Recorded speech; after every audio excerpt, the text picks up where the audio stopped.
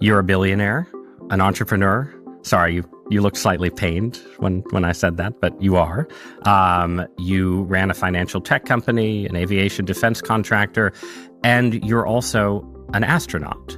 I think you're the first private citizen to do a spacewalk. Is that right?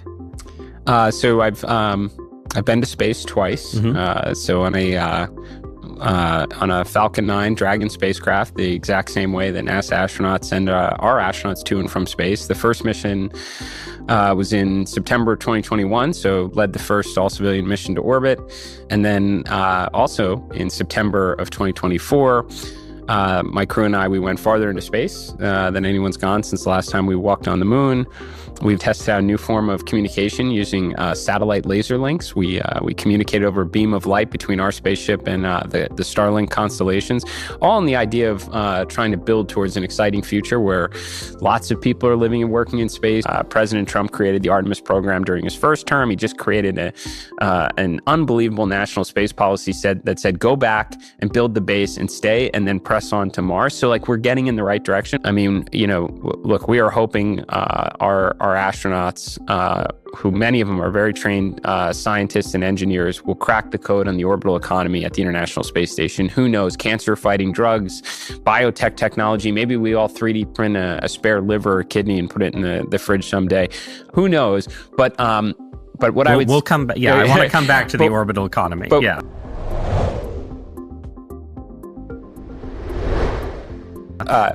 But I want to point out that is a very different environment in low Earth orbit than what we may stand to learn on the moon, right? So you have a lot of protection. Approximately 420 kilometers is the orbital altitude of the International Space Station. You get a lot of protection there from radiation.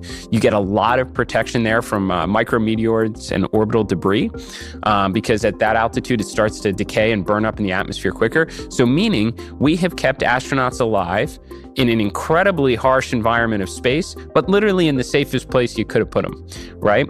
The moon changes the game. You're not an hour and a half away from being in the water if something goes wrong. You're days away from coming back to being in the water if something goes wrong. There is no atmosphere or magnetosphere there to protect the astronauts from solar events like radiation that could be really horrific. So the moon gives us an environment to build out, habitation that can keep our astronauts alive in a far more demanding environment, gives us the opportunity to work with resources away from Earth for in-situ resource manufacturing and refining. Well, but make it concrete, since to a layperson, what is the potential benefit of, say, doing medical research in space? There's actually a way to almost densify, cancer-treating compounds through crystal formulations that you could not do on Earth. Okay. We've been experimenting with it on the International Space Station. I can tell you, with all this industry that's waiting around for, the silver bullet that changes everything, like we cracked the code on a cancer-treating, cancer drug that has to be formulated in space. You're going to be seeing missions launch like crazy. We're going to have lots of commercial space stations up there. We hope for that day. Then I know prediction is impossible, but what is a best case timeline for an actual manned Mars mission if things go well? 10 years. 10 years. 10 okay. years. So there's mid-2030s. Yeah. Yes, I think if we put our effort to it, we'll see it in our lifetime. Could even be in 10 years.